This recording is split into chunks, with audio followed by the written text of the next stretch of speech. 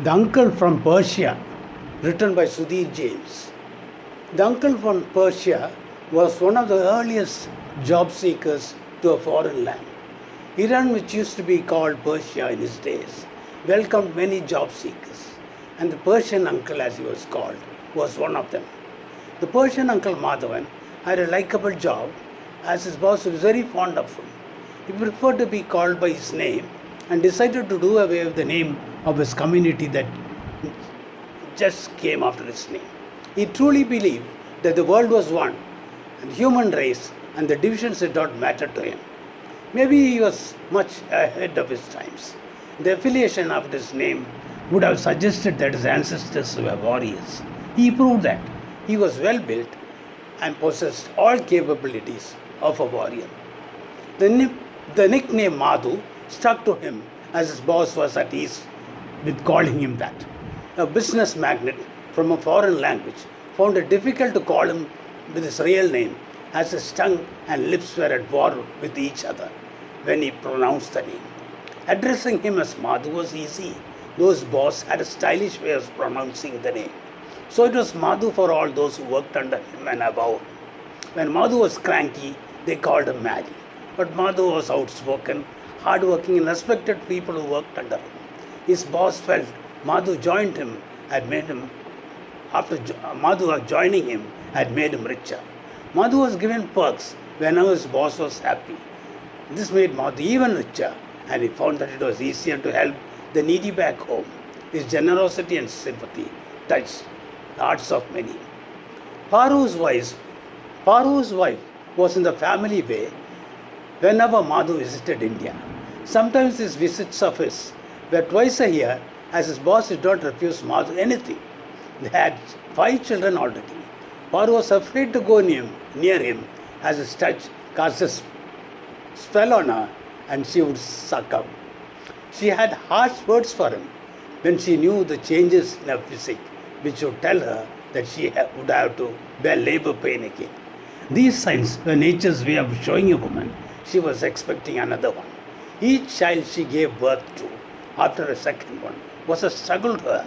The claws of death came so close to her. Those were the days when women had large families and she could not complain too much. However, she fought with him, telling him she was not a machine and all the goodness. These were signs of nature's way of showing a woman she was expecting another one. Each child she gave birth to after a second one was a struggle to her. The claws of death came so close to her. Those were the days when women had large families and she could not complain too much. However, she fought with him, telling him she was not a machine and all the goodness he showed by the way of a charitable nature was of no use because of treating others well. She was not keeping good health these days and she suspected she would fall prey to her passions.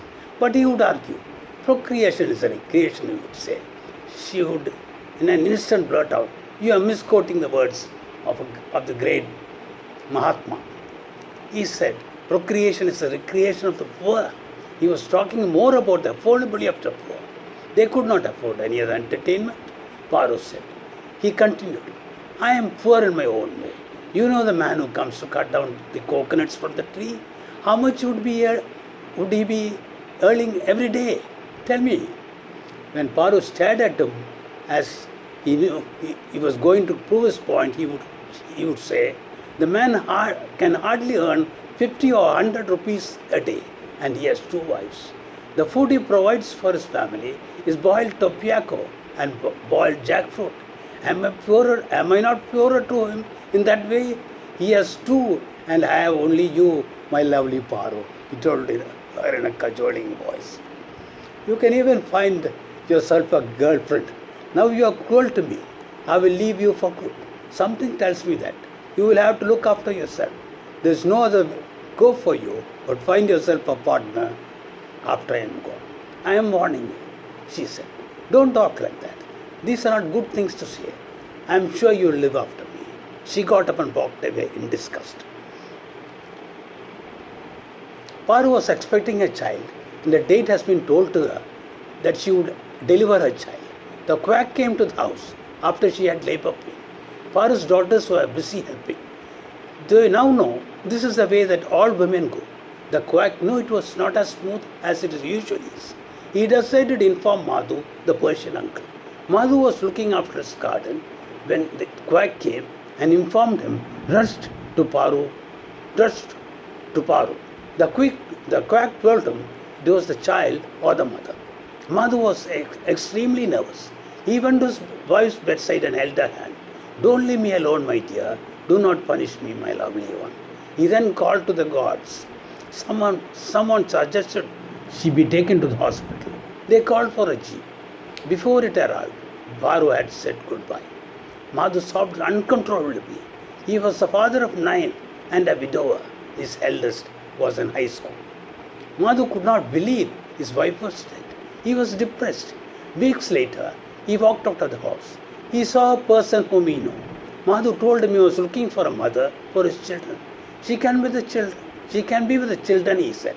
But when he saw the mischievous look on the man's face, he took back his words. I mean just to look after the children. The man went away spreading Madhu's words. It was distorted. Madhu wants to remarry, was the talk of the people. He met another person who was trying to avoid him. Madhu knew that. As the man approached him, Madhu was furious.